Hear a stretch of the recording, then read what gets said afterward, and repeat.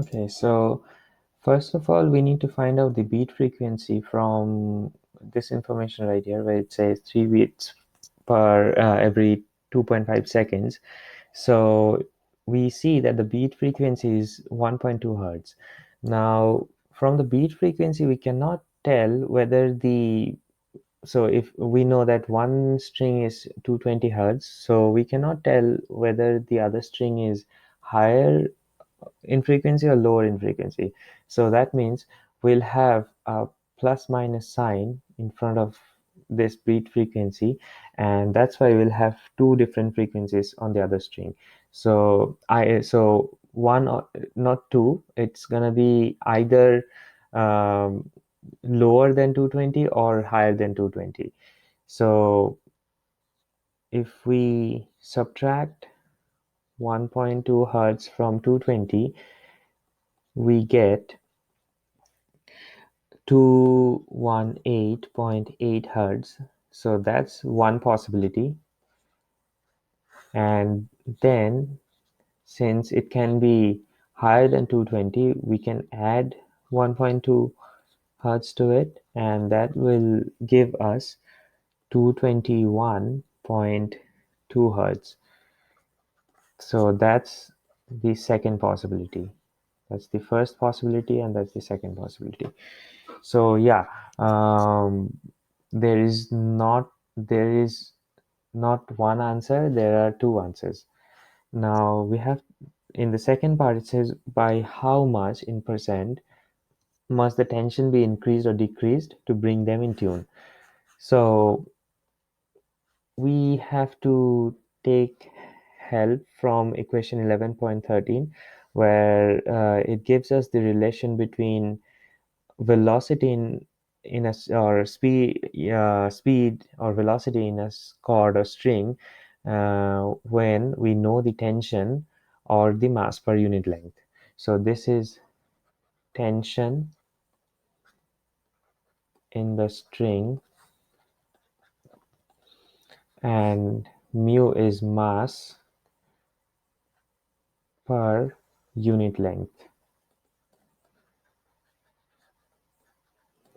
Now if we know that the fundamental frequency is f, which is speed of sound over twice of L for string. So this is for string.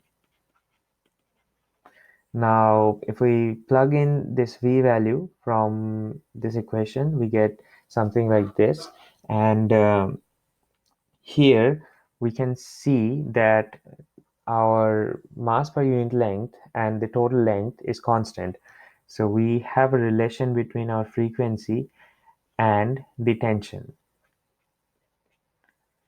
So if we know the relation between these two, we can easily say that the old frequency and the new frequency are related by this formula right here. So this is the changed tension in the string, and this is the new frequency, and this is the frequency we need to tune in again. Now we'll have to check for two different cases, because as we saw that we have two different possibilities. So let's do 218.8 first. So to do so, to change from 218.8 hertz to 220 hertz, and that's gonna be our new tension in the string, which is this times our tuned in frequency over 218.8 squared. So we did this guy over here. So what we're doing is we're trying to solve for f prime. So if we take square on both sides, we have f squared over ft, which is equal to f prime squared over f prime t. And if we solve for f prime t, we get ft times f prime over f squared.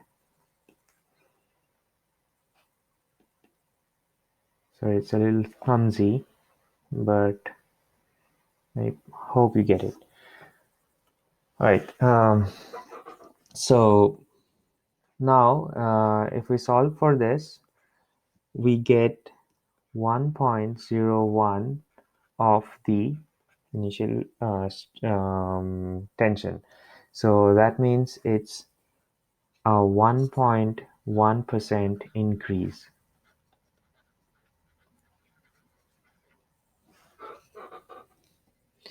And if you wanna change from 2 to 1.2 hertz to 220.0 hertz, we'll do the same thing, but instead of 218, we'll have 218.8, we'll have 2 to 1.2. So we carry forward the same calculation, and now we have 220.0 over 221.2 squared, and that gives us 0.9892 of the initial frequency. So again, we see this is 1.1% decrease.